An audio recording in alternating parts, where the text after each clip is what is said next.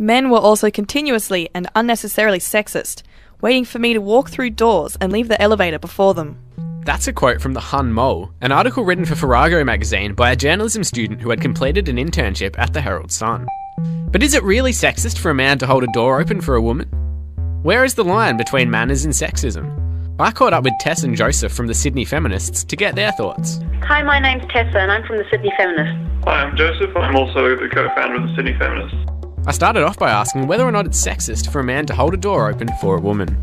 No, I just think it's good manners, and I also think that things like that shouldn't be genderised. I mean, if you are opening a door, taking someone's coat, why should gender play into it? It's just good manners. If you're in the mood of being good-mannered on the road or in the lift or anywhere, I mean, go ahead with it. It shouldn't matter whether you're male or female. Joseph says that some men may even hesitate to be polite if they fear a negative reaction. Some men will actually be afraid of a backlash of if I open a door for a woman who feels like she is being condescended to, then they may actually not do something where in a situation where they actually should have helped out.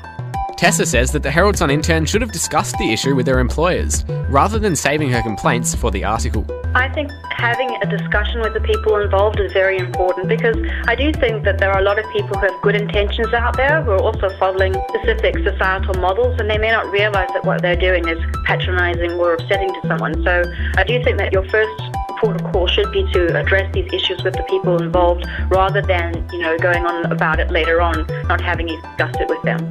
Joseph agrees that discussion is a good way to avoid confusion or conflict. If you're open with someone, who, whether it's dating or whether it's a relationship as a friend or anything like that, if you're candid and open with your feelings and with what your intent with another person, then you can have an open dialogue, and then there's no confusion there.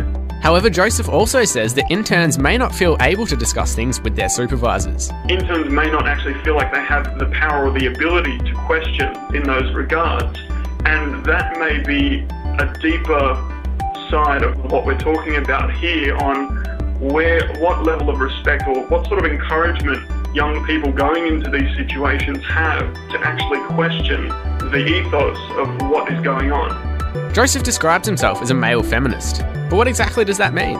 There's many different definitions of feminism, and many people will debate about that. But I suppose the one that I tend to adhere to is a person who wants to give women the equal amount of opportunity for respect as a man should. Now, this doesn't mean that equality in the sense of all women should act in the same way as men. This is equality in the sense that every human being should be given the same amount of respect.